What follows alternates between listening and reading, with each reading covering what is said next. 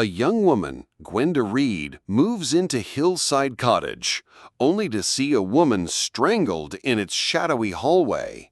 Who is this ghost, and why does Gwenda feel she's been here before? Miss Jane Marple, a sharp-eyed spinster, suspects a hidden murder. As Gwenda finds a cryptic letter and a locket, questions pile up. Was Helen Kennedy killed? Can Miss Marple trap the culprit before danger wakes? In 6 thrilling chapters, lies unravel, a killer confesses, and justice prevails. What secrets hide in an ordinary home? Chapter 1. The Haunting of Hillside Cottage. The salt-tinged breeze swept through Dilmouth, a sleepy coastal village where gulls cried and the sea whispered secrets to the cliffs. Gwenda Reed, a young woman with bright eyes and a restless spirit, stood on the stone path leading to Hillside Cottage, her new home. She and her husband, Giles, had arrived only a week ago, their suitcases barely unpacked, their dreams of a quiet life still fresh. The cottage, with its ivy-clad walls and crooked chimneys, seemed a perfect haven until the visions began. It started on a Tuesday evening as Gwenda arranged roses in a chipped vase. The air grew heavy, the room dimmed, and a chill pricked her skin. She froze, her hands trembling, as an image flashed before her, a woman, pale and gasping, her throat gripped by unseen hands in the cottage's narrow hallway. The vision vanished as quickly as it came, leaving Gwenda breathless, the vase slipping to the floor with a shatter. She told herself it was fatigue, the strain of moving across continents from New Zealand. But the next night, it happened again. This time, the woman's eyes locked onto hers, pleading, before the scene dissolved. Gwenda's heart raced. She hadn't told Giles, fearing he'd think her mad. By Friday, the visions were relentless, each one sharper, more vivid. She saw the woman's auburn hair, her silk scarf, the terror in her blue eyes. Gwenda began avoiding the hallway, taking long routes through the kitchen to reach the stairs. She confided in no one, not even Giles, who was away on business in London. But Dilmouth was a small place, and secrets had a way of slipping out. That Sunday, Gwenda attended a tea party at the vicarage, a quaint affair organized by Mrs. Calthrop, the vicar's wife, whose enthusiasm for matchmaking rivaled her love of scones. The room buzzed with chatter, old ladies in floral dresses, a retired colonel boasting about his golf swing, and a young couple debating the merits of seaside holidays. Gwenda, clutching a teacup, forced a smile as Mrs. Calthrop introduced her to the group. "Our newest resident, Mrs. Reed, all the way from New Zealand. Isn't Hillside Cottage charming?" "Charming, yes," Gwenda murmured, her voice tight. She scanned the room, seeking distraction, and her gaze landed on an elderly woman in a corner, knitting with deliberate precision. Her gray hair was neatly pinned, her tweed skirt impeccable, but it was her eyes, sharp, almost bird-like, that caught Gwenda's attention. This was Miss Jane Marple, a St. Mary Mead spinster visiting her cousin in Dilmouth. To most, she seemed a harmless old lady, but those who knew her understood her mind was a steel trap, catching the smallest inconsistencies in human behavior. Miss Marple noticed Gwenda's pallor, the way her fingers twitched around the teacup. She set her knitting aside and approached, her smile gentle but probing. "You look as if you've seen a ghost, my dear," she said, her voice soft as a lullaby. Gwenda laughed nervously, brushing it off, but Miss Marple's eyes lingered, reading the unease in her posture.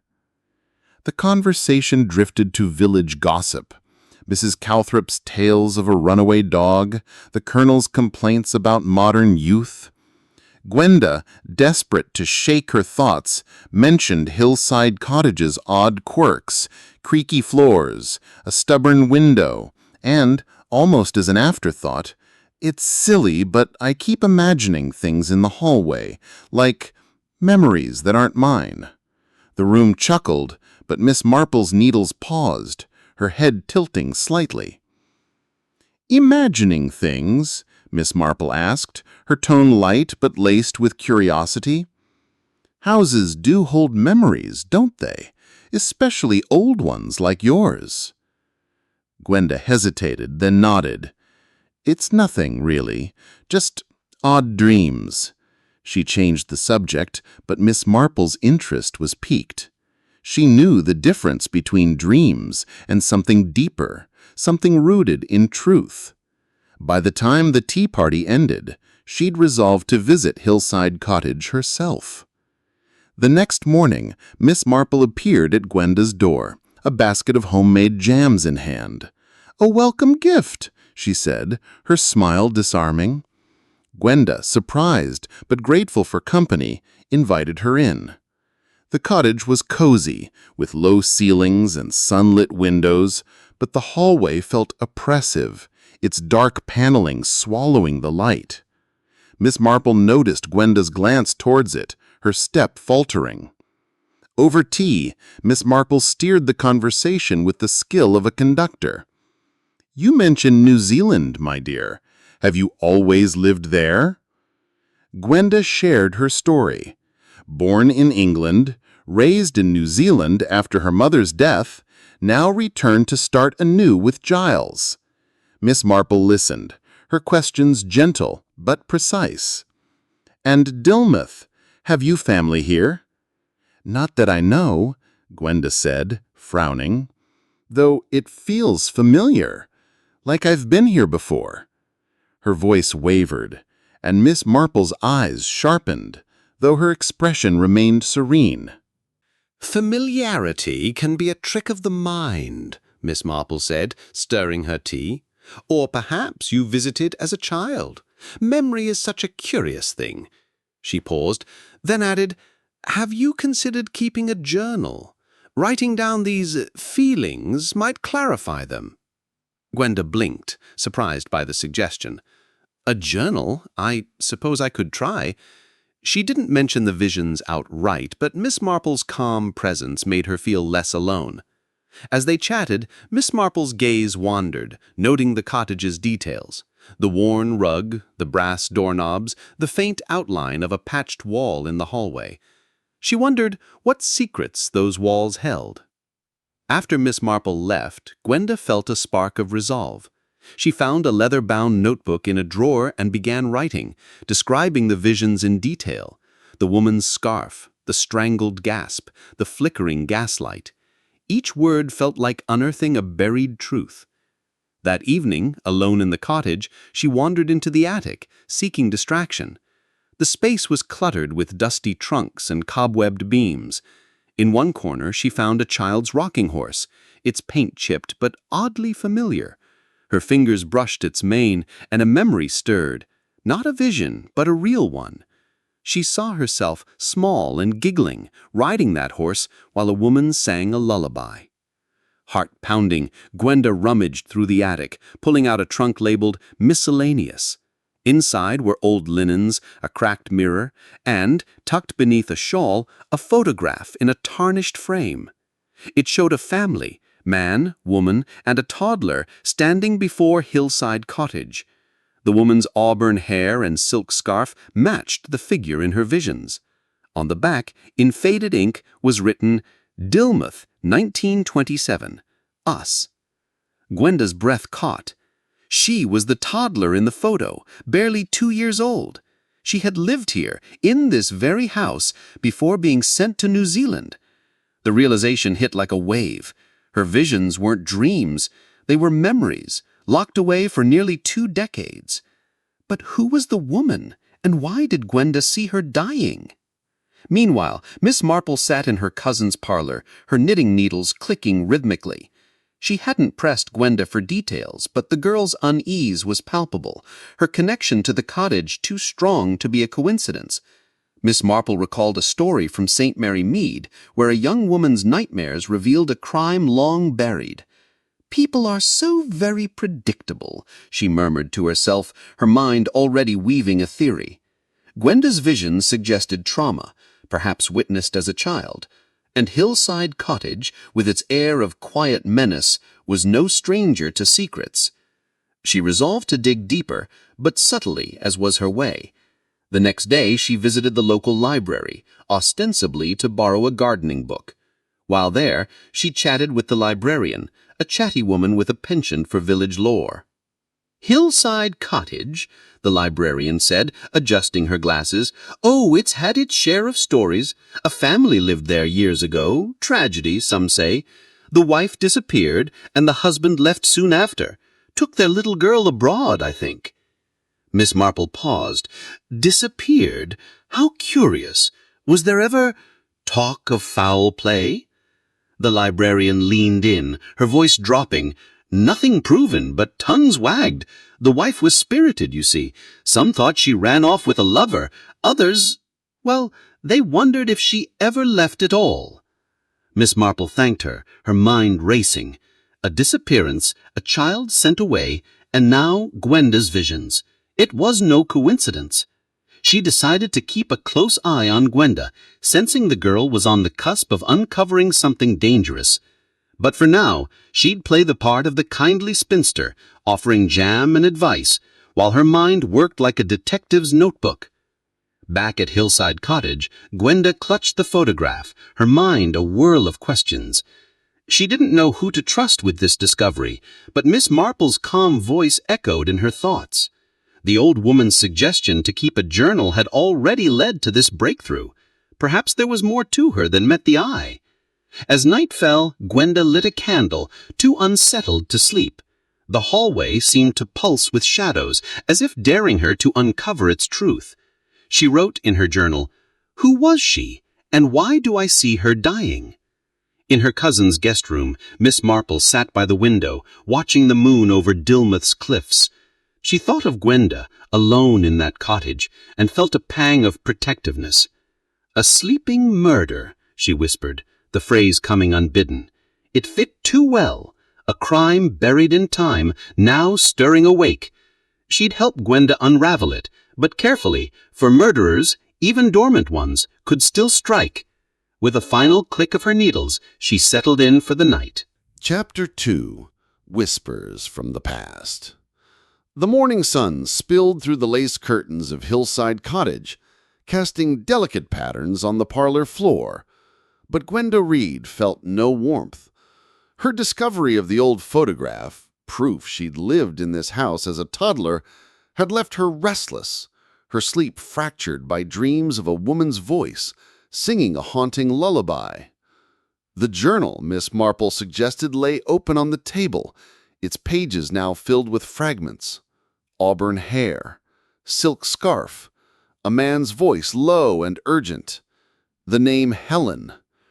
Each entry felt like a puzzle piece, sharp-edged and incomplete. Gwenda's fingers traced the photograph's faded edges, her mind grappling with the question, who was the woman, and why did her death haunt these walls? In St. Mary Mead, Miss Jane Marple would have called this a case of stirring the pot. But here in Dilmouth, she preferred a subtler approach. She sat in her cousin's rose-covered conservatory, sipping chamomile tea, her knitting needles idle for once. The librarian's tale of a vanished wife had set her mind alight. A child sent abroad, a husband fleeing, and now Gwenda's visions. It was a tapestry of secrets, and Miss Marple was adept at pulling threads. She decided to visit the village's weekly market, where tongues wagged as freely as the seagulls overhead. Gossip, she knew, was often the key to unlocking the past. Gwenda, meanwhile, felt compelled to act. Her journal entries were growing more vivid, as if writing them unlocked doors in her mind. Last night, she dreamt of a theater, its stage bathed in golden light, and a woman, Helen, singing under a spotlight. The memory felt so real she could almost smell the dusty velvet curtains. Determined to follow this thread, she grabbed her coat and headed to Dilmouth's market, hoping to find someone who remembered the cottage's history. The market square buzzed with vendors hawking fresh fish, homemade jams, and knitted scarves. Gwenda wandered past stalls, her eyes scanning for a familiar face, though she wasn't sure what she sought. At the edge of the market, Miss Marple stood by a flower stall, her straw hat tilted against the sun. She was chatting with Mrs. Penrose, a stout woman with a knack for remembering every scandal since the war. "Hillside Cottage," Mrs. Penrose said, arranging daisies in a bucket. "Oh, that place has stories. The Kennedys lived there, you know. Helen Kennedy was a beauty, sang at the old Royal Theatre. Then she up and vanished. Broke her husband's heart, they say." Miss Marple's eyes twinkled, though her voice remained mild. Vanished? How tragic. Was there talk of trouble in the marriage? Mrs. Penrose leaned closer, her voice dropping to a conspiratorial whisper. Plenty of talk. Helen was a free spirit, always laughing with men at the theater. Some said she ran off with an actor. Others thought her husband, Major Kennedy, wasn't it, had a temper. But no one ever proved anything. Miss Marple nodded, filing away the name Helen Kennedy. She recalled a case in St. Mary Mead where a runaway wife turned out to be no runaway at all. Village parallels, she thought, her mind already connecting dots. As she thanked Mrs. Penrose, she spotted Gwenda across the market, her face pale and distracted. Miss Marple excused herself and approached, her step light but purposeful. "Mrs. Reed, what a pleasant surprise," Miss Marple said, her smile warm. Gwenda started, then relaxed at the sight of the older woman. I was just looking around," Gwenda said, her voice unsteady. "This place feels like it's trying to tell me something." Miss Marple tilted her head, her gaze gentle but piercing. "Markets are full of stories, my dear. Perhaps you'll find one that fits your journal." She paused, and then added, "Have you been to the old Royal Theatre? It's not far, and old buildings often hold echoes of the past." Gwenda's breath caught. The theater from her dream. She hadn't mentioned it to anyone. I was thinking of going there," she admitted. "I keep seeing a woman singing on a stage. It feels important." Miss Marple's expression didn't change, but her mind raced. A theater, a singer, and Gwenda's visions. It was no coincidence. "Then you must go," she said, her tone encouraging. "And do write down what you find. It's remarkable how much clarity a pen can bring." Gwenda nodded, feeling a strange trust in this unassuming woman. As they parted, Miss Marple made her way to the vicarage, where a weekly sewing circle offered another chance to probe. The group, a mix of elderly widows and young mothers, buzzed with chatter about everything from recipes to local scandals. Miss Marple, her needles clicking rhythmically, steered the conversation to Dilmouth's past. "I heard the Royal Theatre was quite the gem in its day," she said casually. "Any famous names grace its stage?" Mrs. Tuttle, a wiry woman with a sharp tongue, piped up. "Oh, Helen Kennedy was the star, voice like an angel and a face to match. She was in that play, The Moonlit Path, I think, before she disappeared. Folks said she ran off with a lover, but I never believed it. Too convenient, if you ask me." Miss Marple's needles paused. "Convenient? For whom?" Mrs. Tuttle shrugged. "Her husband, maybe, or her brother, Dr. Kennedy. He was always hovering, protective-like. After she vanished, he sold the cottage and left town. Odd, don't you think?" Miss Marple murmured agreement, her mind cataloging the details. A protective brother, a vanished sister, and a cottage tied to Gwenda's past. She thought of a St. Mary Mead girl whose elopement hid a darker truth. "People do love their secrets," she said softly, her words lost in the chatter. When Gwenda reached the Royal Theatre, a crumbling relic on the edge of town, its marquee was faded, its doors boarded, but a side entrance stood ajar, as if inviting her in. Heart pounding, she slipped inside, the air thick with dust and memory. The auditorium was dark, save for slants of light piercing broken shutters. She stepped onto the stage, her shoes echoing on the warped boards. Closing her eyes, she saw it again. Helen, radiant in a sapphire dress, singing a melancholy tune. The vision shifted, and Gwenda was a child, perched in a velvet seat, clapping as the curtain fell. The memory was so vivid she could feel the sticky heat of that long-ago night. She wandered backstage, finding a cluttered prop room filled with moth-eaten costumes and yellowed posters.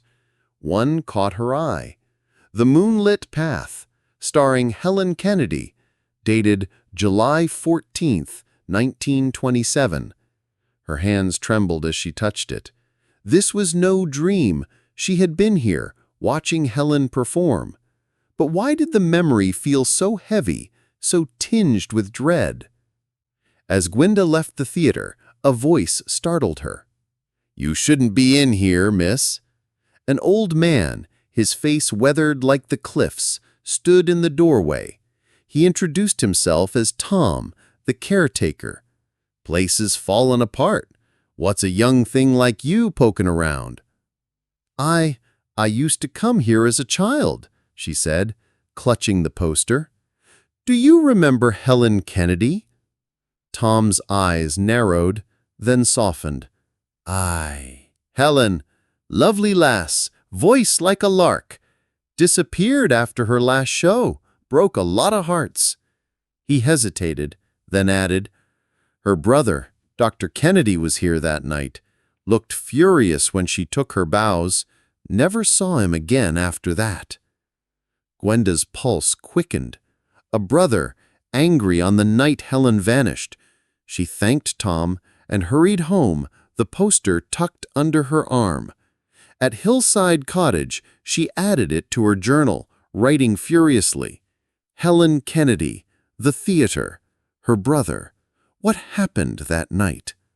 The pieces were falling into place, but the picture was still blurred.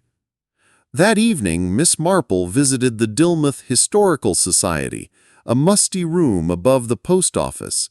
She'd heard they kept old theater programs, and she wasn't disappointed. After charming the curator with tales of her garden, she found a program for The Moonlit Path.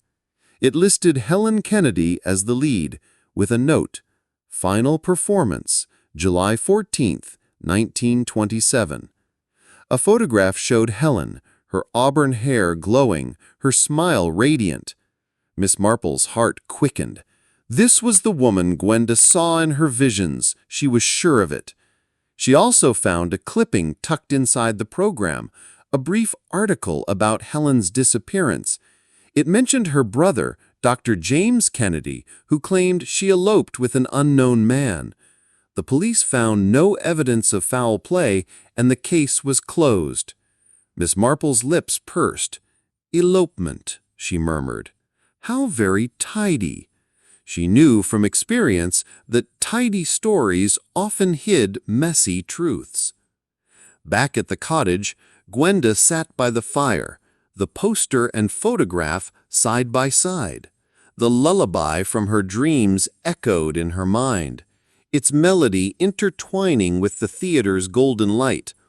She felt Helen's presence not as a ghost, but as a memory demanding to be heard. Her journal entry ended with a question.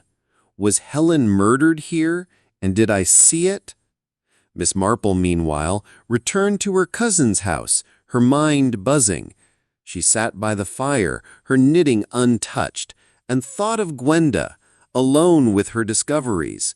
The girl was brave, but vulnerable, and the truth she sought was dangerous.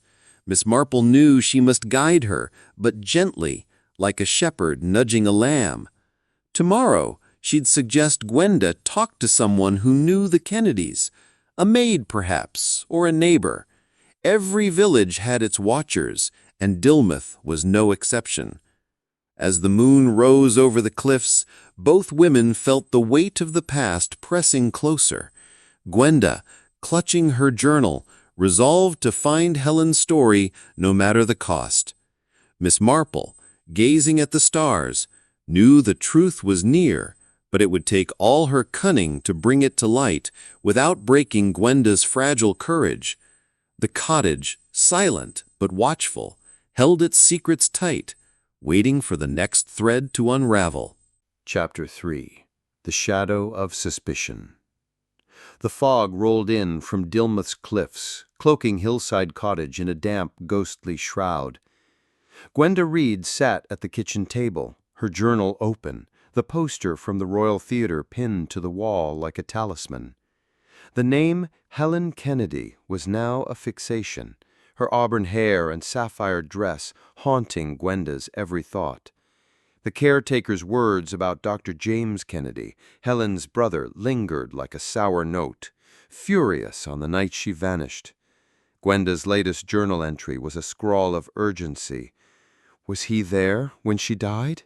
Did I see him? The photograph of her childhood family, found in the attic, stared back from the table, the woman's silk scarf a silent accusation. Gwenda felt the cottage watching her, its walls whispering secrets she was desperate to decode. Across town, Miss Jane Marple sipped tea in her cousin's parlor, her knitting needles moving with deceptive calm. The theater program, a newspaper clipping about Helen's disappearance, had confirmed her suspicions. This was no simple elopement. Gwenda's visions, the librarian's hints, and the market gossip all pointed to a crime buried in time. Miss Marple knew the next step required precision. Dilmouth's residents held the key, but they'd guard their secrets unless prodded cleverly.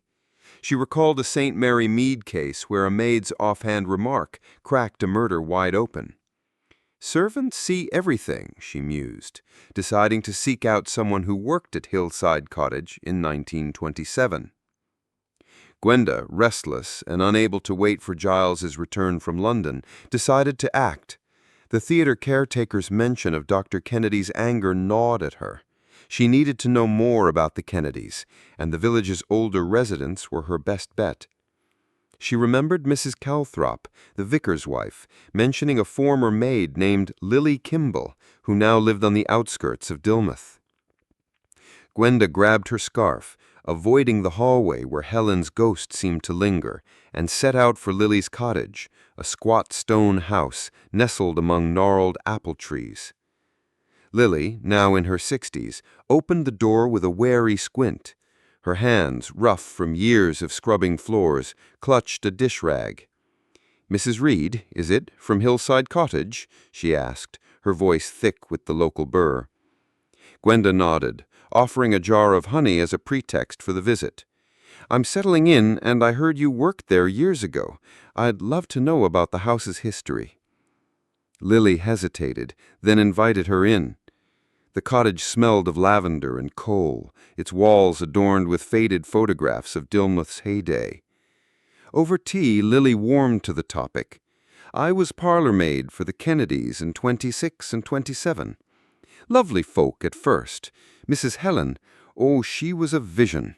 Sang at the theater, always humming. But the house changed after a while, tense like a storm brewing." Gwenda leaned forward, her heart quickening. Tense how? Lily's eyes darted to the window as if checking for eavesdroppers. Major Kennedy, her husband, was away a lot, military man, you know. Helen got lonely. She'd have visitors, men from the theater, laughing and bringing flowers. Dr. James, her brother, didn't like it. He'd visit and scowl, saying she was shaming the family. Once I heard them arguing in the parlor. He said, "You'll ruin us all, Helen." She just laughed. Gwenda's fingers tightened around her cup. "Did you ever see anything strange the night she disappeared?" Lily's face closed like a shutter. "I wasn't there that night.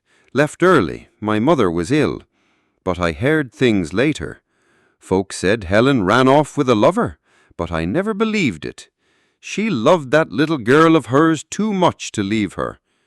Lily's voice softened. "You look a bit like her, the child. Gwenda, wasn't it?" Gwenda froze, her breath catching. I was that child.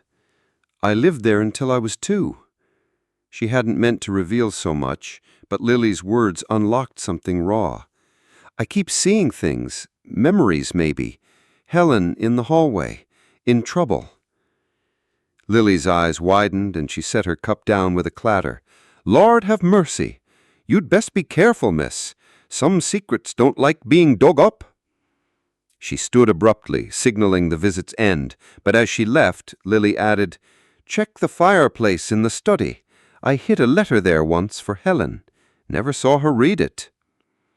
Meanwhile, Miss Marple had enlisted her nephew Raymond's friend, Inspector Tompkins, a retired policeman with a fondness for her fruitcake. Over a call from the vicarage's ancient telephone, she asked him to dig into old Dilmouth case files. "Nothing official, dear. Just a curiosity about a missing woman, Helen Kennedy, 1927. Tompkins, grumbling but fond of Miss Marple's insights, promised to look. Back at Hillside Cottage, Gwenda couldn't shake Lily's words. The study was a small room off the parlor, its oak-paneled walls heavy with age. The fireplace, a squat stone affair, looked untouched for years. Gwenda knelt, her fingers probing the bricks. One wiggled under her touch, and with a tug, it came loose, revealing a small cavity. Inside was a yellowed envelope, sealed with wax, addressed to Helen in a hurried scrawl. Her hands shook as she opened it, revealing a single line. "Meet me at midnight, H.R."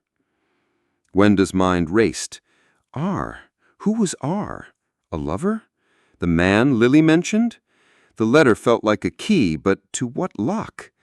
She added it to her journal, sketching the wax seal's faint crest, a rose entwined with a thorn.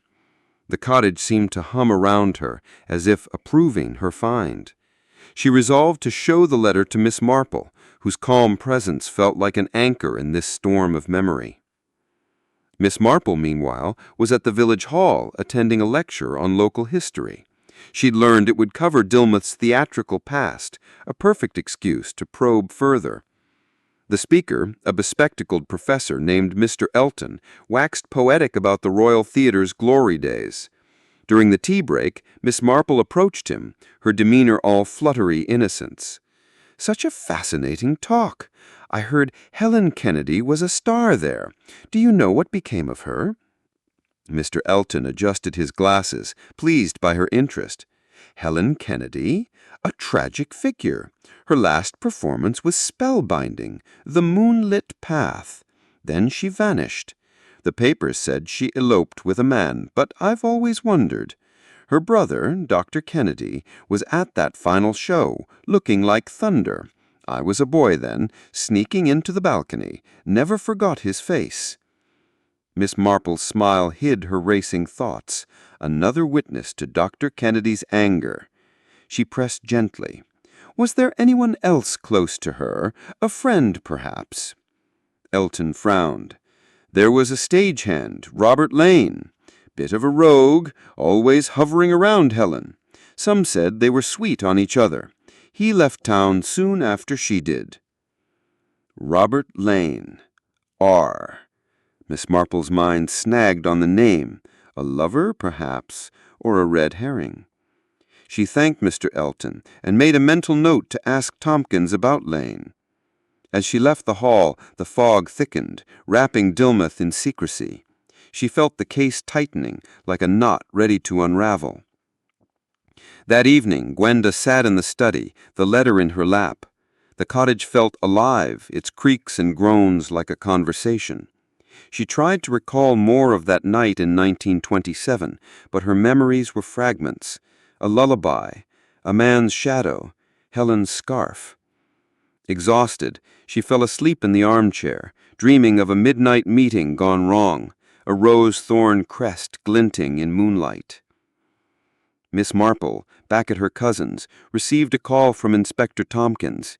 His voice crackled through the line. "Found something on Helen Kennedy. Case was closed as an elopement, but the file's thin. Dr. Kennedy gave a statement. Said she ran off with a man named Robert Lane. No proof, though. And here's the odd bit. Lane was questioned, but he swore he never planned to leave with her. Said she stood him up that night." Miss Marple's lips pursed. Stood him up, or never made it to the meeting. She thanked Tompkins, her mind spinning. The letter Gwenda found, if it was from Lane, suggested a rendezvous. If Helen never arrived, something, or someone, stopped her. Dr. Kennedy's name loomed larger, his fury a dark thread in the tapestry. That morning, Gwenda awoke with a start, the letter still in her hand. She felt a surge of determination. She'd visit Miss Marple and share her find, hoping the old woman's insight could make sense of it. As she stepped into the hallway, a chill swept over her, and for a moment she saw Helen's face, not in terror, but in defiance, as if urging her on. Gwenda clutched the letter tighter, unaware that across town Miss Marple was already planning her next move. At the vicarage, Miss Marple sat with a cup of tea, her knitting untouched. She thought of Gwenda, brave but fragile, chasing a truth that could shatter her. The letter, if it was from Robert Lane, was a breakthrough, but Dr. Kennedy's role was still murky. Miss Marple needed more: a witness, a document, a slip of the tongue. She decided to visit the local church, where old records might hold clues about the Kennedy family. "The past always leaves footprints," she murmured, her eyes bright with purpose. As the fog lifted over Dilmouth, Gwenda and Miss Marple moved closer to the truth, each unaware of the other's progress, but bound by the same mystery. Hillside Cottage stood silent, its secrets stirring, waiting for the moment they'd break free. Chapter 4. The Trap is Set. The late afternoon light filtered through the leaded windows of Hillside Cottage, casting a golden glow over the parlor where Gwenda Reed sat, her journal a tangle of clues and questions.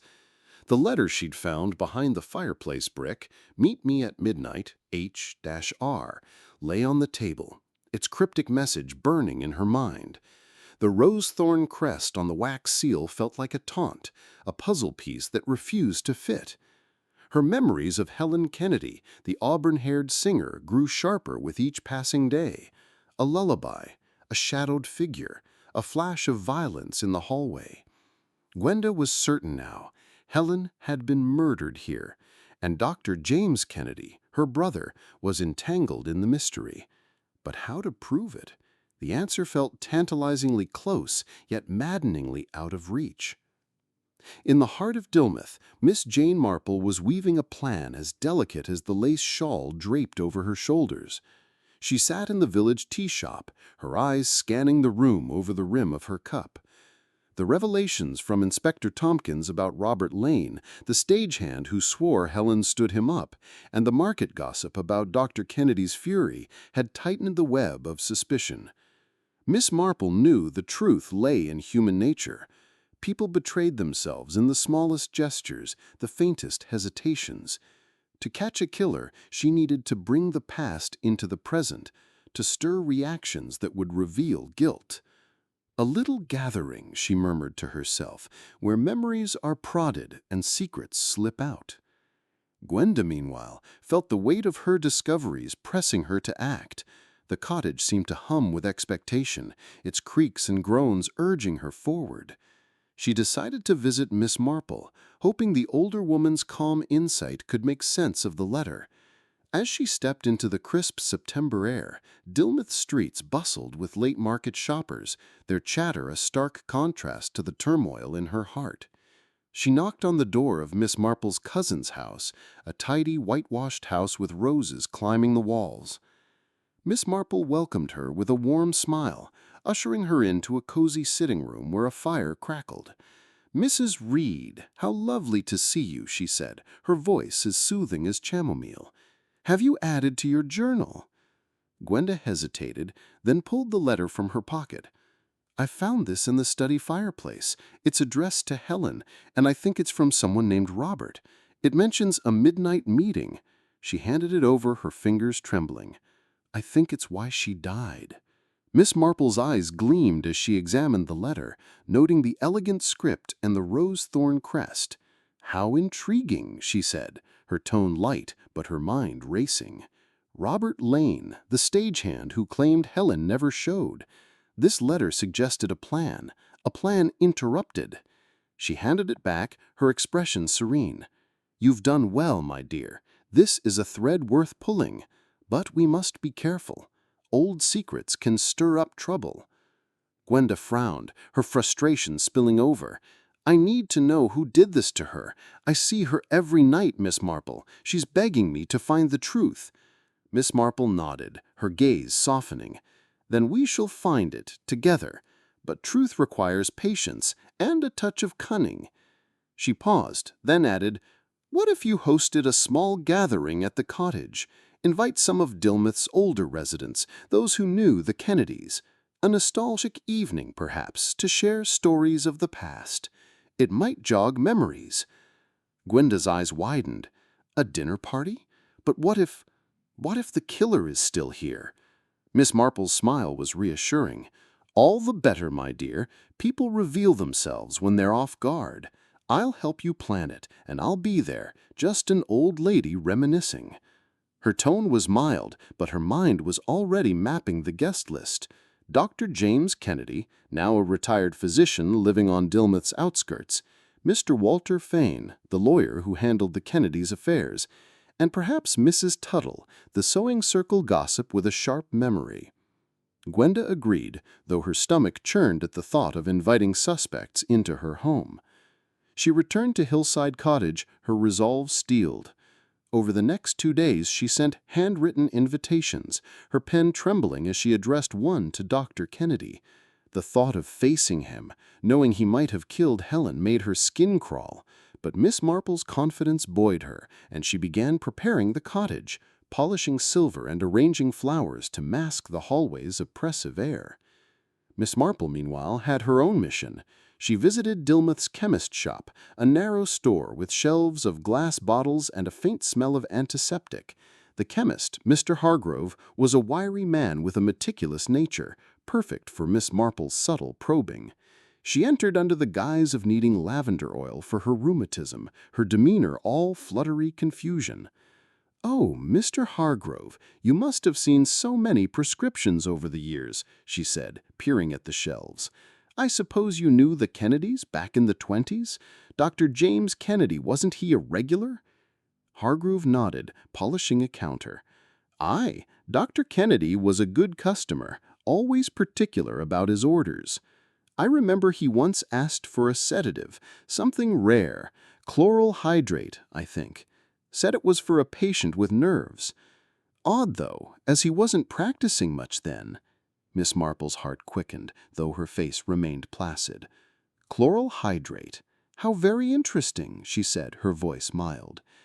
"Thank you, Mr. Hargrove." As she left, she thought of Helen's final night. A sedative, a midnight meeting, a disappearance. It was a chilling picture. The night of the dinner party arrived, and Hillside Cottage glowed with candlelight.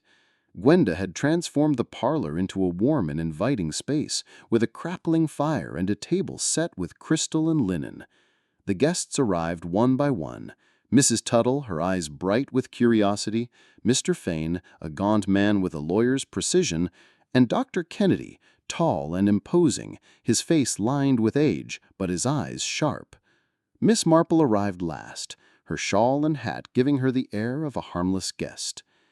Gwenda played the hostess with nervous grace, pouring sherry and guiding conversation to Dilmouth's past. Miss Marple sat quietly, her eyes darting from face to face. Mrs. Tuttle reminisced about the Royal Theatre, her voice wistful. "Helen Kennedy was a star, you know. Such a shame she ran off." Dr. Kennedy's glass paused midair, his jaw tightening. She was reckless, he said, his voice clipped, always chasing dreams. Gwenda, emboldened by Miss Marple's presence, seized the moment. "I've been having strange dreams myself," she said, her voice trembling but clear. "About this house, a woman in the hallway, in trouble. It feels so real." The room stilled. Mrs. Tuttle gasped softly, and Mr. Fane's eyes narrowed. Dr. Kennedy's face paled, his fingers gripping the glass.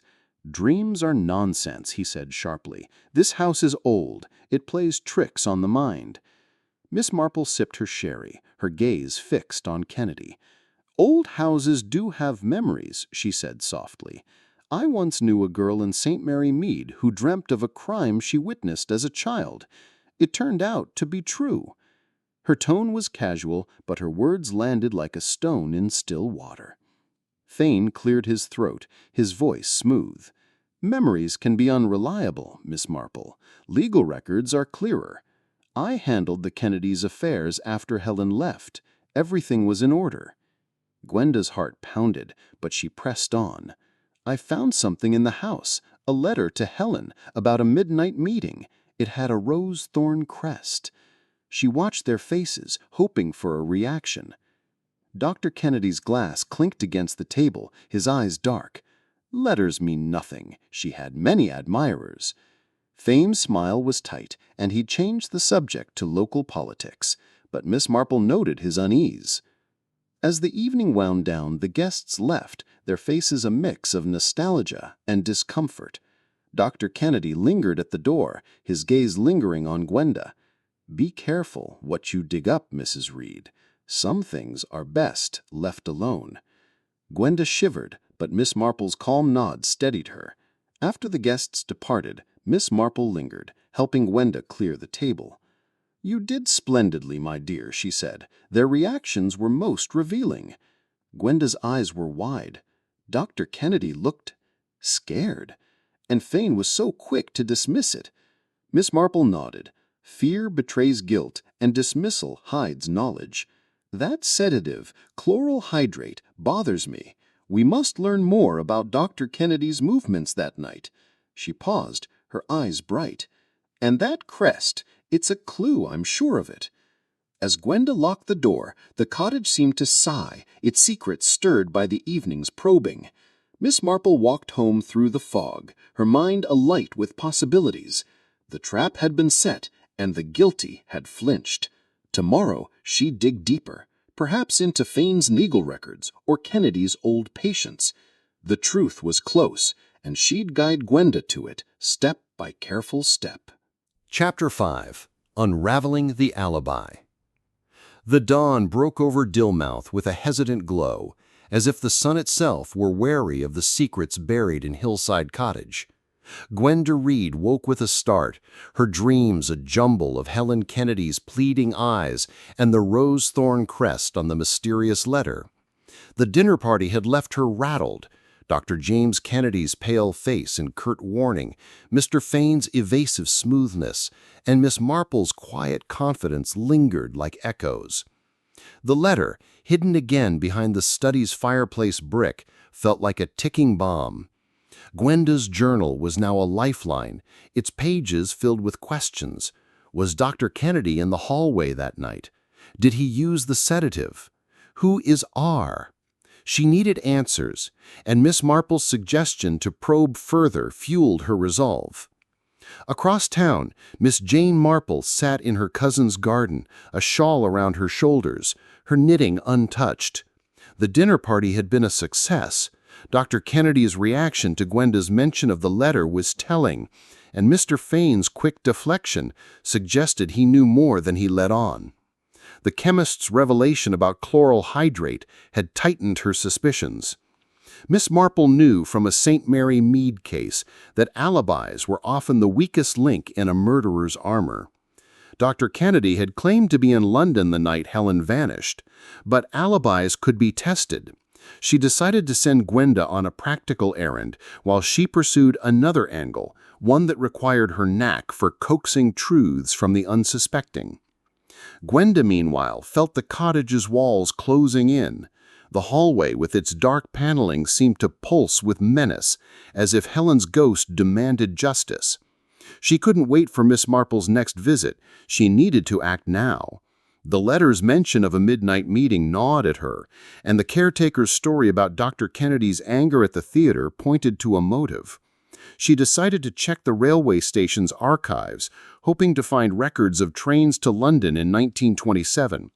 If Kennedy's alibi didn't hold, it could prove he was in Dilmouth when Helen disappeared. The station was a weathered building, its platform quiet save for the occasional screech of gulls.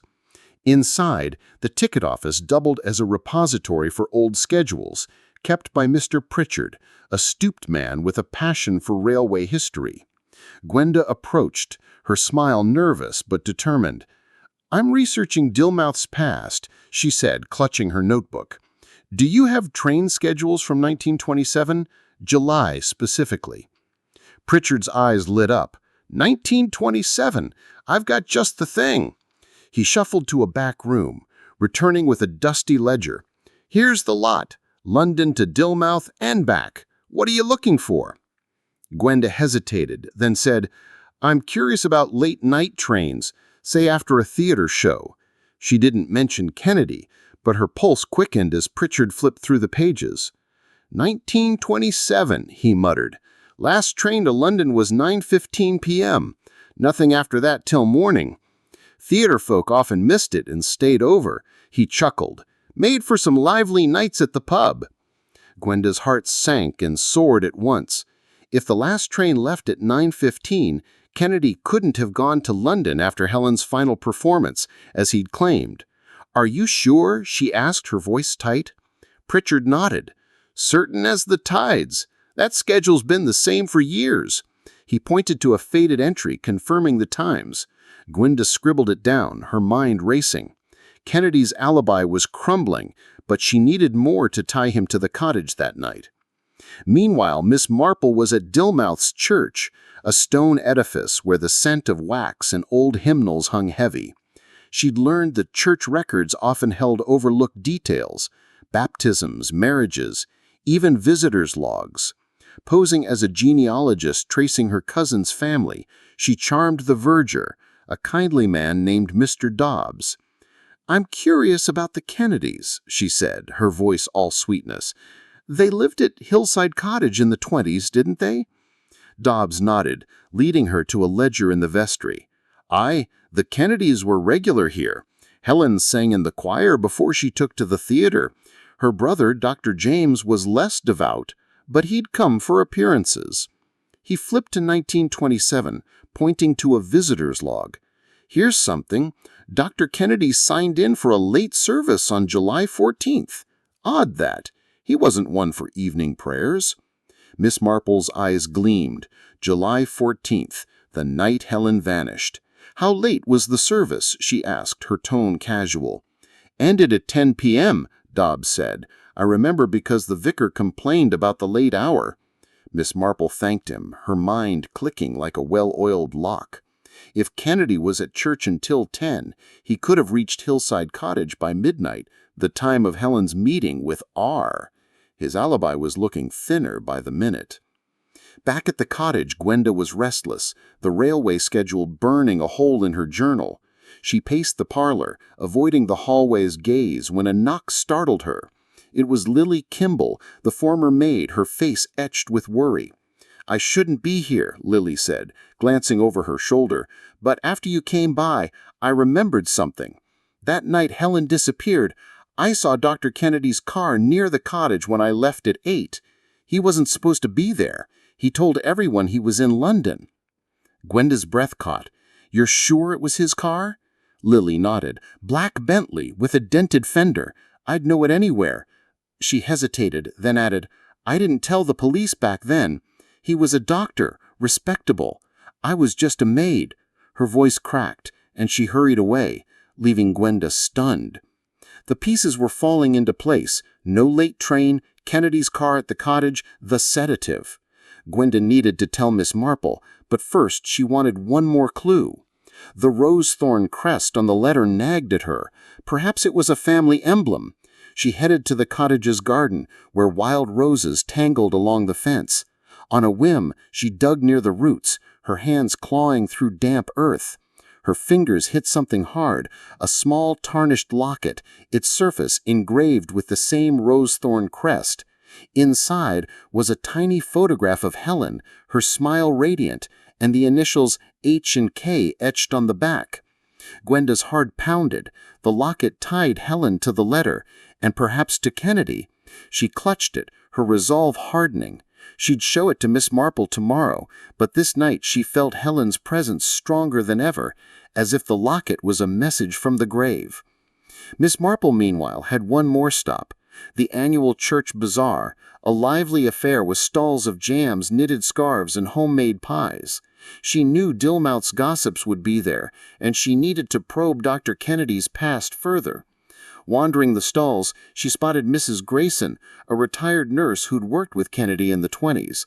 Miss Marple approached, feigning a dizzy spell to draw sympathy. "Oh, Mrs. Grayson, might I sit a moment?" she asked, sinking on a bench. Mrs. Grayson, all bustle and concerned, sat beside her. "Oh, you poor dear, let me get you water." As she fussed, Miss Marple steered the conversation. "You must have known Dr. Kennedy working at the clinic. Such a respected man." Mrs. Grayson's smile faltered. "Respected, yes, but stern. He was protective of his sister Helen to a fault. I saw him once that summer of 27, storming out of the clinic, muttering about her foolish choices. Later that night, I passed Hillside Cottage on my way home. He was there, pacing the garden, looking like a man possessed." Miss Marple's pulse quickened, though her face remained placid. "That night? How curious. Was that when Helen left?" Mrs. Grayson nodded. "The very night. I never told anyone. Didn't seem right to gossip about a doctor. But he wasn't in London, that's for sure." She paused, then added, "He was carrying something, a small case, like he used for medical supplies." Miss Marple thanked her, her mind racing. A medical case, perhaps containing chloral hydrate. The church's bazaar's chatter faded as she pieced it together. Kennedy at the cottage, not in London, with a sedative and a motive. The locket Gwenda would soon show her would seal the theory, but she needed one final push to expose him. That evening, Gwenda sat by the fire, the locket in her hand. The cottage felt alive, its shadows dancing as if Helen approved of her find. She wrote in her journal, "The locket proves Helen was here, planning to meet R. Kennedy lied about London. He was here, and he stopped her." Exhausted, she fell asleep, dreaming of a garden where roses bled into thorns. Miss Marple, back at her cousin's, sat by the window, the sea's murmur a backdrop to her thoughts. The nurse's story, the church log, and Gwenda's railway discovery painted a clear picture. Dr. Kennedy was in Dilmouth, at the cottage, the night Helen vanished. The sedative in the letter suggested a plan, perhaps to drug Helen and prevent her elopement. But Miss Marple needed proof, something undeniable to force a confession. She decided to stage a final gathering, one where Kennedy's guilt would have nowhere to hide. As the stars rose over Dilmouth, Gwenda and Miss Marple were on a collision course with the truth, each unaware of the other's breakthroughs, but driven by the same need for justice. Hillside Cottage stood silent, its secrets teetering on the edge of revelation, waiting for the final act to unfold. Chapter 6. The Final Revelation. The evening sky over Dilmouth hung heavy with clouds, casting Hillside Cottage in a twilight gloom that mirrored Gwenda Reed's restless heart. The locket she'd unearthed in the garden, engraved with H and K and the rose-thorn crest, lay on the parlor table beside her journal, its pages now a map of Helen Kennedy's tragedy. Gwenda's dreams had grown vivid, no longer mere flashes, but a narrative. Helen's laughter, a man's shadow in the hallway, a choked cry cut short. The clues, Dr. James Kennedy's false alibi, the chloral hydrate, and the midnight letter pointed to a murder, and Gwenda felt the weight of Helen's plea for justice. Tonight, she would host a final gathering, orchestrated by Miss Jane Marple to coax the truth into the open. The cottage seemed to hold its breath, its walls poised for the reckoning. Miss Marple sat in her cousin's sitting room, her knitting untouched, her mind as sharp as a blade. The dinner party, the railway records, the nurse's testimony, and Gwenda's locket had woven a tight case against Dr. Kennedy.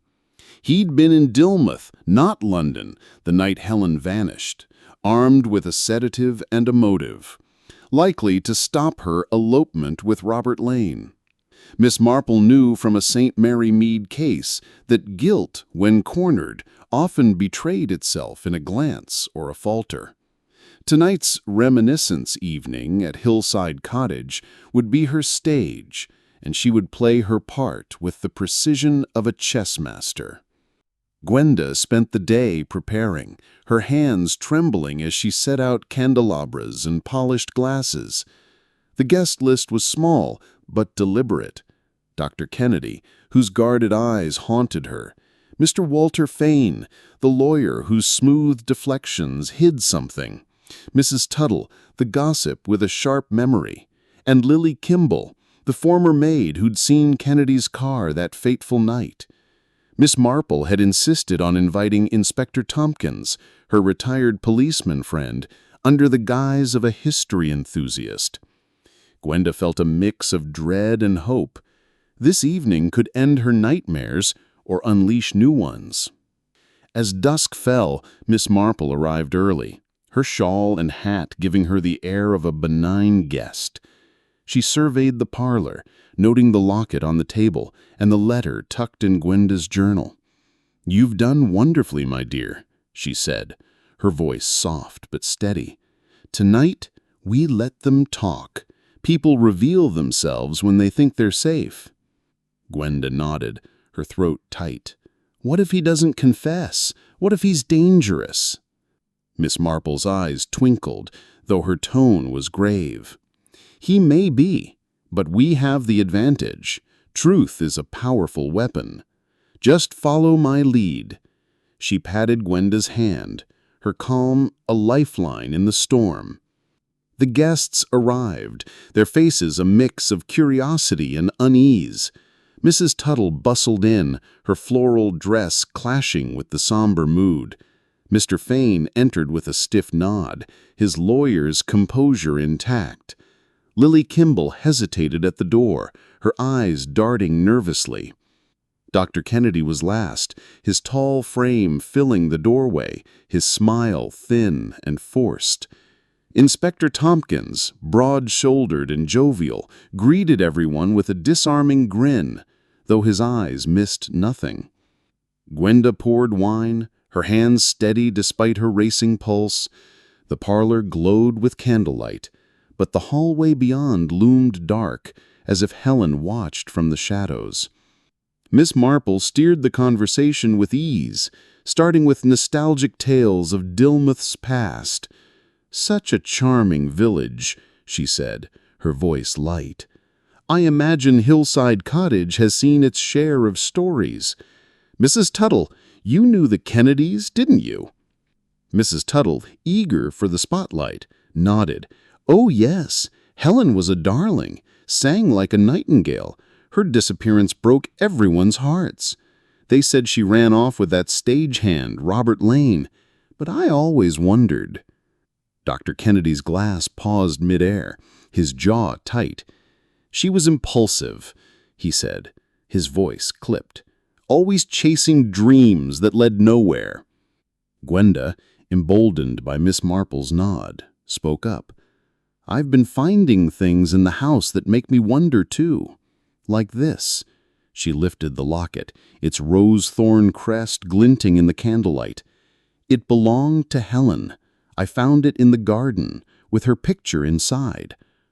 The room stilled. Fane's smile faltered, and Lily's eyes widened. Kennedy's face drained of color, his fingers tightening on his glass. Old trinkets prove nothing, he said, but his voice wavered. Miss Marple leaned forward, her tone gentle but probing. How curious. I found a letter in the study, too, addressed to Helen. Something about a midnight meeting, signed R, with the same crest as the locket. She paused, her eyes locking on Kennedy. I wonder who R was. Fane cleared his throat, his smooth voice. Letters and lockets are sentimental, not evidence. Helen was known for her admirers. She likely left with one. Gwenda's heart pounded. But she didn't leave. I know she didn't. I've been seeing her, here, in the hallway. She was in trouble, and I found out there were no late trains to London that night. You said you were there, Dr. Kennedy, but you couldn't have been. The air grew thick, the candles flickering as if stirred by her words. Kennedy's eyes darkened, his composure cracking. You're meddling in things you don't understand, Mrs. Reed. Miss Marple's voice cut through, calm but sharp. Oh, but we're beginning to understand. The railway records show no trains after 9:15 p.m. on July 14th, 1927. And a nurse saw you at the cottage that night, Dr. Kennedy, with a medical case, perhaps containing chloral hydrate, which you ordered from the chemist. Kennedy's face twisted, a mix of fear and fury. This is nonsense. I was in London. I told the police everything. Inspector Tompkins, who'd been silent, leaned forward. The police file was thin, Doctor. Robert Lane said Helen never met him that night, and that letter suggests she planned to. If she didn't make it, someone stopped her. Lily Kimball, her voice trembling, spoke up. I saw your car that night, Dr. Kennedy, outside the cottage, when I left at 8. You weren't supposed to be there. Kennedy's glass slipped, shattering on the floor. The sound echoed like a gunshot. You're conspiring, he snapped, his voice rising. Helen ran off. She was reckless, ungrateful. Miss Marple's voice was steel beneath velvet. Ungrateful. For what, Doctor? For the inheritance you gained when she vanished? The church log places you in Dilmouth until 10 p.m. Plenty of time to reach the cottage by midnight. Gwenda, clutching the locket, her heart aching for Helen, touched her arm, her presence a quiet anchor. You've done her justice, my dear, she whispered. The police arrived, their boots heavy on the cottage floor. Kennedy went without resistance, his confession, a weight lifted and a burden passed. As they led him away, Gwenda stood in the doorway, the night air cool against her face. The hallway, once oppressive, felt lighter, as if Helen's spirit had finally found peace. The guests dispersed, their faces a mix of shock and relief. Miss Marple lingered, helping Gwenda tidy the parlor. You were very brave, she said, her voice warm. Helen can rest now, thanks to you. Gwenda smiled faintly, the locket still in her hand. And you. I couldn't have done it without you. Miss Marple's eyes twinkled. Oh, I just nudged things along. People are so very predictable, you know. She paused, then added, Keep the locket. It's a reminder that the past can be faced and overcome. The next morning, the police searched the garden, finding Helen's remains where the locket had been buried. The village buzzed with the news, but Gwenda felt a quiet calm. She and Giles, who returned from London, decided to stay in the cottage, determined to fill it with new memories. The hallway no longer whispered of death, and Gwenda's dreams were silent at last. Miss Marple, packing her bags for St. Mary Mead, sat by the window, sipping tea. Dilmouth's cliffs gleamed in the sunlight, and she felt a quiet satisfaction. The case was closed, the truth unearthed, and Gwenda was free. A sleeping murder, indeed, she murmured, her needles clicking once more. As she boarded the train home, she thought of her garden, her village, and the next puzzle that might find her. For now, Hillside Cottage was at peace, its ghosts laid to rest.